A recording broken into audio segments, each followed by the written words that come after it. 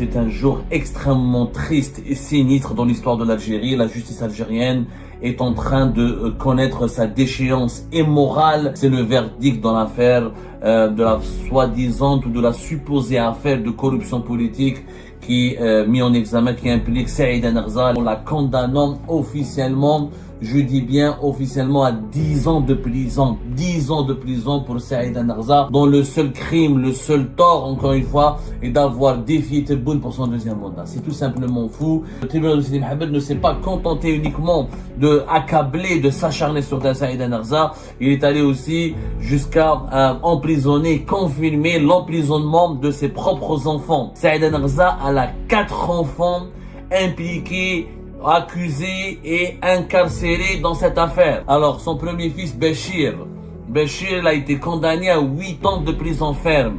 Mouloud, son deuxième fils, il a été condamné à 5 ans de prison ferme. Adlen, qui est son fils adoptif, il a été condamné lui aussi à 5 ans de prison ferme. Et son dernier fils, Azouza Moukran, il a été condamné à 5 ans de prison ferme et avec un mandat d'arrêt international parce que lui, il n'est pas en Algérie, il se trouve pas sur le territoire algérien. Emprisonner la femme et ses enfants juste pour avoir tenté de défier et de faire barrage au deuxième mandat de Tebboune.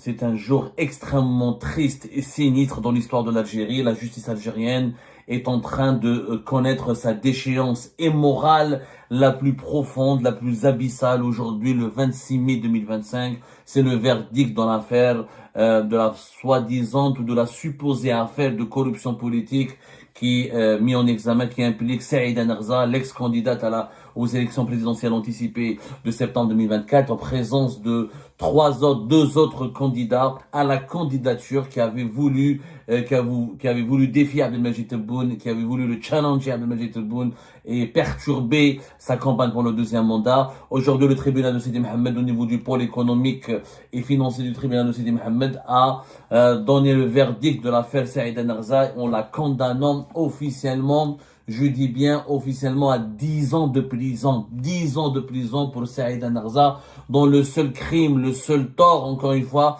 est d'avoir défié Tebboune pour son deuxième mandat. C'est tout simplement fou.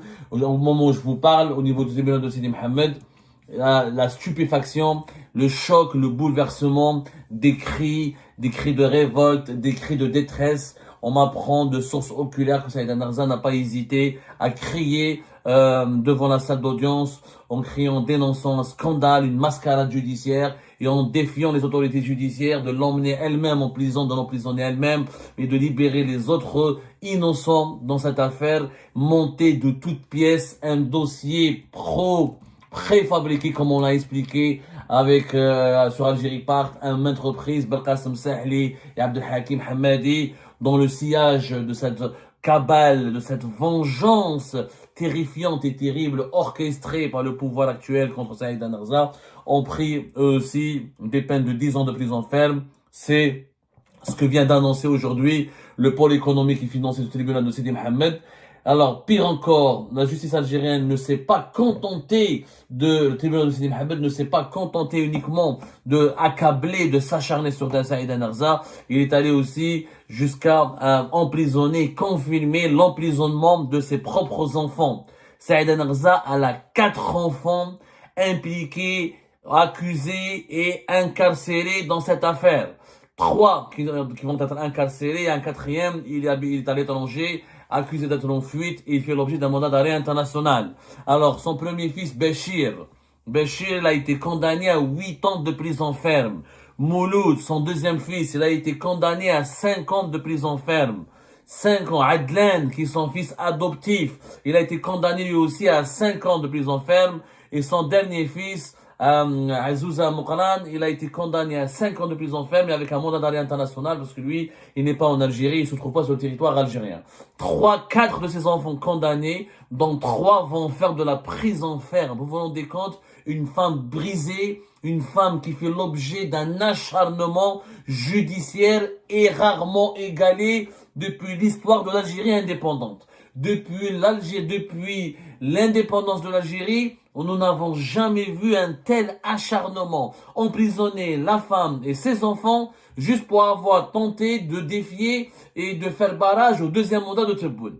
C'est ça la vérité. Le dossier il est complètement vide. Complètement vide. Je vous donne un exemple. Mouloud, l'un des fils de Saïd Narza. 5 ans de prison ferme. Il n'était même pas sur le territoire national. Il était à l'étranger au moment, soi-disant, les policiers ou les services de sécurité ont commencé une enquête pour corruption politique et fraude électorale et trafic de parrainages électoraux ou corruption au pot de vin, au versement de pots de vin lors de la collecte des parrainages électoraux au profit de Saïd Narza. Il était à l'étranger. Il participait ni de près ni de loin à la campagne électorale du staff de Saïd Narza. On lui a collé une affaire, laquelle? Escroquerie. Pour justifier son emprisonnement, non, lui, il était placé sous contrôle judiciaire. C'est Béchir qui est emprisonné. Mouloud, il a été d'abord arrêté, ensuite placé sous contrôle judiciaire. Mais pour justifier sa condamnation à 5 ans de prison ferme, qu'est-ce qu'on lui a mis comme accusation, comme dossier? Escroquerie. Ok, il a escroqué qui? Il y a pas de plainte contre lui. Quand on accuse quelqu'un, escroquerie, il faudrait qu'il y ait quelque chose, hein, une victime, une plainte, etc. Et je sais pas quoi, une preuve, une démonstration, une accusation, quelqu'un qui accuse, rien. Une escroquerie. Dans le dossier, il est coupable d'escroquerie. Mais escroquer qui? Allahu Akbar. Alors, son autre fils, Amoukran Azouza. Amoukran, lui, il habite à l'étranger. Il est en Afrique subsaharienne, plus exactement. Où il a une société, où il travaille, etc., dans le cadre des investissements qui ont été consentis par le groupe de Saïd Narza et dans le cadre des efforts menés par son organisation patronale, la CGEA, la Confédération Générale des Entreprises Algériennes qu'elle a dirigée de 2016 jusqu'à 2024, où elle a été éjectée que récemment. Donc, la CGEA, dans le cadre des organisations panafricaines, etc., ils ont obtenu des projets d'investissement, qui sont en cours de réaliser dans certains pays de l'Afrique subsaharienne comme le Sénégal.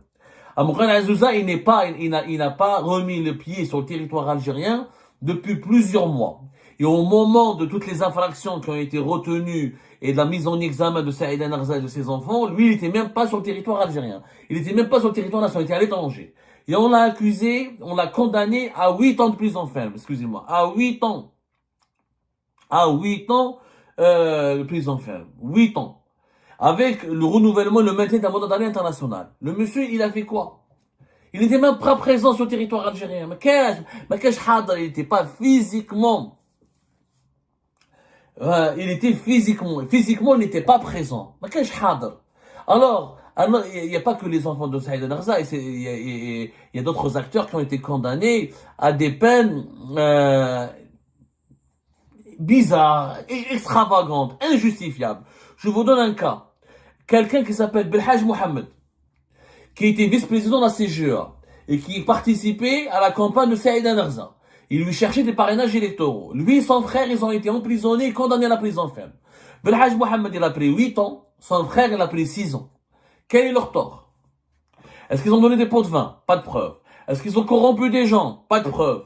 Les seules preuves qu'ils ont, 10 000 dinars pour payer les taxis, pour payer des repas, 20 000 dinars pour payer des affiches électorales, pour payer comment on appelle ça, des fascicules, pour payer, pour louer un bus, pour aller d'une wilaya à une autre, des frais de campagne, des frais d'une campagne électorale, d'une personne qui s'appelle Saïd Narza, qui a voulu, en tant qu'Algérienne, se présenter aux élections présidentielles de son propre pays, qui avait des propositions, un programme à faire valoir, et des idées à faire valoir, et qui voulait challenger, et qui n'était pas contente du bilan d'Abdelmajid Tebboune, qui était contre son deuxième mandat, elle avait peur pour son pays, elle s'inquiétait de l'avenir de son pays, elle a décidé de le défier. Dans le cadre de la loi, Saïd Narza, elle n'a pas demandé des élections et c'est le pouvoir algérien qui a annoncé la tenue des élections présidentielles anticipées. C'est pas Saïd Narza qui a bousillé ou qui a remis en cause ou bousculé le calendrier électoral. Il y a eu une autorité nationale indépendante d'organisation des élections qui a lancé un appel pour recueillir les dossiers de candidature. Saïd Narza, conformément à la loi, conformément à la constitution algérienne qui lui autorise de se présenter aux élections, elle a monté un staff, dans son staff des parents, des amis, quelques-uns de ses enfants ont voulu lui donner un coup de main, et c'est tout. C'est ça l'affaire. Des responsables de la CGA ont voulu militer en faveur de Saïda Narza parce qu'elle est leur patronne, elle est leur présidente, ils croient en elle, ils collaborent avec elle depuis pratiquement 10 ans, ils connaissent sa personnalité, ils connaissent ses valeurs et elle les a convaincus, c'est leur droit de la soutenir. Mais un Algérien ou une Algérienne, en tant que citoyen et citoyenne, ont totalement le droit de soutenir quelqu'un qui veut devenir président. C'est pas un crime. C'est un crime. Je vois que Saïda Narza comme président. Je préfère Saïda Narza à Tebboune. C'est pas un crime. C'est pas du tout un crime de soutenir Saïda Narza. Or, on a criminalisé et on a fait de ses soutiens à Saïda Narza des criminels. Des criminels, c'est extrêmement grave. C'est extrêmement grave. Alors, il y a des personnes, par exemple, il y a quelqu'un qui s'appelle Karim Zadmi. C'était quoi son rôle à Karim Zadmi? Je vous donne des cas concrets. Maintenant, je vous parle avec des preuves. Il n'y a pas eu de justice. C'est un procès arbitraire, expéditif. Il a duré plus d'une semaine. Le réquisitoire de 10 ans de prison contre Saïda Narza, c'était le 8 mai 2025. Auparavant, le procès avait commencé, je crois que c'était le 5 mai. Il a duré pratiquement une semaine, plus d'une semaine, même, je crois presque 10 jours. Mais c'était un procès vide. C'était même un procès scandaleux parce qu'au cours de ce procès, je rappelle, une vingtaine d'individus, d'accusés et d'individus emprisonnés ont témoigné devant le juge racontant qu'ils ont été victimes de violences, de torture, de chantage, d'intimidation et qu'ils étaient contraints de faire des aveux contre Saïda Narza et contre les deux autres candidats qui ont été mis en examen avec elle, Belkacem Sahli et Abdelhakim Hamadi, sous le coup de la pression, de la torture, de l'intimidation et des menaces.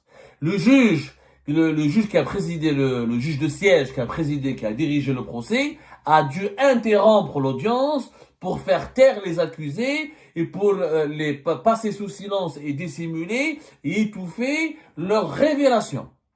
Et aucun juge n'a eu le courage de demander l'ouverture d'une enquête à la suite de ces révélations extrêmement graves, où on parle de torture, je parle d'aveux préfabriqués, arrachés sous le coup de la torture, de l'intimidation et du chantage, et de violence, et on parle de violence. C'est extrêmement grave. Tout ça, on l'a oublié. Il y a aussi des gens, quand ils n'ont pas été torturés, ce sont des personnes qui ont été emprisonnées alors qu'ils n'ont strictement rien fait. Un cas, Karim Zadmi, 8 ans de prison ferme, il a été condamné aujourd'hui le 26 mai 2025 à 8 ans de prison ferme. Il a fait quoi? C'était le coordinateur entre le staff de campagne de Saïda Narza et l'autorité nationale indépendante des élections de M. Chorfi, qui était dirigé par Mohamed Chorfi. Son rôle, c'était quoi? Dès qu'il y a eu des parrainages, il prenait les parrainages électoraux pour les emmener jusqu'à l'ANI, afin que l'ANI les étudie pour les valider. Il vérifie si les parrainages étaient corrects, il n'y avait pas de griffures, le document était propre, tout était conforme à la réglementation de l'ANI. C'est tout ce qu'il avait fait. Quel est son tort? Quel trafic d'influence il a fait ce gars? Quelle est la corruption dont il est coupable? Quel est le crime qu'il a commis? Rien, pas une seule preuve contre lui. Ils sont plus de 80 personnes qui ont été emprisonnées, qui ont été tous condamnés à des peines de 5 ans à 8 ans de prison ferme. La peine minimale était de 5 ans. La peine la plus faible est de 5 ans. Tous les autres ont pris entre 8 ans, 5 ans, Saïda Narza, 10 ans, Belkacem Sahli, Abdelhakim Hamadi, je l'ai expliqué à maintes reprises, ils ont été mis en examen et impliqués dans cette affaire parce que le pouvoir algérien ne pouvait pas faire poursuivre en justice ou tenter un procès uniquement, organiser un procès uniquement contre Saïda Narza. Ça aurait fait de Saïda Narza une martyre, une héroïne. Donc, pour ne pas faire de Saïda Narza une martyre, une héroïne, ils ont mis dans le sac deux autres candidats qui sont beaucoup moins influents, beaucoup moins populaires, beaucoup moins connus et beaucoup moins réseautés, qui avaient très peu de chances d'ailleurs de réussir leur campagne électorale. Saïda Narza était la seule candidate qui avait la capacité de déranger Abdelmajid Tebboune, de déranger les partisans du deuxième mandat, de perturber les partisans du deuxième mandat et de provoquer peut-être qu'elle n'aurait pas gagné, mais si on l'avait laissé faire campagne, si on l'avait laissé utiliser les médias, si on l'avait laissé s'exprimer librement, elle aurait pu mobiliser autour d'elle un certain nombre d'Algériens et d'Algériens, elle aurait pu peser sur le cours des événements, peut-être qu'elle aurait même pu battre Abdelmajid Tebboune, parce qu'il n'y a pas eu de campagne électorale en septembre 2024. Il n'y a pas eu de campagne électorale en septembre 2024. Il y a eu un passage en force du deuxième mandat, il y a eu des spectacles de clownesques, il y a eu une mascarade, il y a eu des sketchs avec Abdelkader Bengrina et les animateurs de la campagne du deuxième mandat, mais il n'y a pas eu de débat, il n'y a pas eu de contradiction, il n'y a pas eu d'analyse, il n'y a pas eu de proposition, il n'y a pas eu de campagne tout court. La seule qui pouvait faire campagne, c'est Saïda Narza, elle est une femme de terrain, entre chef d'entreprise, présidente d'une organisation patronale, membre de plusieurs organisations panafricaines et méditerranéennes. Elle a une expérience internationale, elle connaît le pays, elle est une femme, elle sait ce que c'est la responsabilité d'un foyer, elle sait ce que c'est que la souffrance, elle a commencé à partir de zéro, ce n'est pas une fonctionnaire, elle a hérité d'une affaire familiale qu'elle a développée, elle a élevé ses enfants toute seule quand son mari est décédé, donc elle a du parcours. Elle a des valeurs. Elle aurait pu impressionner, elle aurait pu convaincre un nombre important d'Algériens et d'Algériens. C'est pour ça qu'ils l'ont cassé. C'est pour la seule raison qu'ils l'ont cassé. Ni plus, ni moins. Je dis bien, ni plus, ni moins. Mais de là à la condamner à 10 ans. 10 ans! Vous savez ce que c'est que 10 ans de prison ferme? Sur rien, aucune base. Les seules preuves, 10 000 dinars, 20 000 dinars, de frais de transport, de frais de repas et de taxi. Il n'y a pas eu aucune preuve de versement d'impôt de vin. Des aveux arrachés sous la torture, encore une fois, j'insiste et je le dis, je le redis, et j'appelle la justice algérienne à laver à laver son honneur et à se protéger du déshonneur et à réagir et à ouvrir une enquête sur les révélations de torture, d'intimidation, de chantage, donc des aveux arrachés sur la contrainte, des aveux préfabriqués. Tout le reste, des personnes qui ont été emprisonnées sans preuve. Son fils Mouloud, escroquerie, aucune victime, aucune plainte. Son autre fils Amran, il est à l'étranger, il n'est pas revenu en Algérie depuis plusieurs mois, 8 ans de prison ferme, mandat d'arrêt international. Qu'est-ce qu'il a fait? Quelle est sa participation au crime? Il a fait quoi? On lui reproche quoi? Oh, rien. Rien. Adlan, son fils adoptif, il a été torturé, il l'a dit haut et fort, personne n'a voulu écouter son cri de détresse. C'est le procès de la honte. Je dis bien, c'est le procès de la honte. Cette affaire Saïda Narza restera comme une tache de déshonneur indélébile. Une tache de déshonneur indélébile dans l'histoire de l'Algérie, dans l'histoire de la justice algérienne et surtout dans l'histoire de l'Algérie de Tebboune. Et ben voilà, c'est la fin de cette vidéo. Je vous remercie toutes et tous, comme d'habitude, pour avoir suivi la vidéo jusqu'à la fin. N'oubliez pas de nous laisser vos commentaires et vos réactions sur le sujet de cette vidéo et de partager le contenu si ça vous intéresse. Et je tiens toujours à remercier nos abonnés et les personnes qui réagissent de façon régulière sur nos vidéos et qui nous suivent et qui nous laissent des commentaires. Donc merci beaucoup pour votre dynamisme et pour votre sens de partage et de discussion. Donc voilà, sans vous, ce contenu n'a pas vraiment de valeur sans cette communauté qui ne cesse de s'accroître. Donc merci beaucoup et à la prochaine dans une nouvelle vidéo. Au revoir.